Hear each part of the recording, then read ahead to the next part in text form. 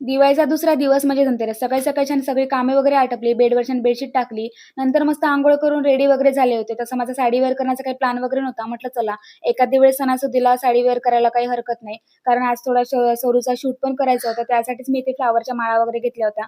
मला आर्टिफिशियल ज्या माळा असतात त्या काही आवडत नाही. म्हणून मी जे इथे ओरिजिनल फ्लॉवर असतात त्याच्याच माळा घेतलेल्या होत्या.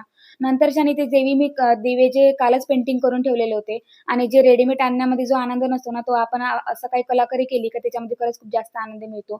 नंतर मी इथे शेवया वगैरे उकडायला घेतल्या होत्या, कारण आज आमच्याकडे सकाळच्या चंदन उठण्याने अंघोळ करून मस्त बाहेर दिवे वगैरे लावतात आणि जे उकडलेल्या ज्या शेवया आहे ते खात असतात. आता हे सगळं ना मी माझ्या आईच्याकडून शिकलेले आहे. म्हणजे माझी जी आई जसं करत होती ना, तसंच मी माझ्या घरी करते. एका मुलीमध्ये जे संस्कार असतात ना, ते तिच्या आईकडूनच आलेले असतात. नंतर छान बाहेर दिवे वगैरे लावले. पिल्लूचं काही शूट करायचं होतं. तिला छान अंघोळ वगैरे घालून दिली होती.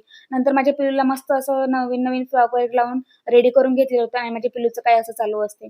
नंतर विराजला पण छान असं म्हणजे त्याचा काही फेव्हरेट आयटम असला, की तो पण मस्त खुश होऊन जातो. कारण त्याला आज दूध शेवया खायला मिळाल्या होत्या. संध्याकाळी छान दिवे वगैरे लावून घेतले होते आणि बाहेर मस्त असे छान सगळीकडे दिवे, लाईटिंग वगैरे इतकं छान वाटून राहिलं खूप जास्त. आता प्रत्येकाचीच दिवाळी सारखी नसते. तुमची पण दिवाळी कशी आहे? कमेंटमध्ये मला नक्की सांगा. चला मग बाय बाय.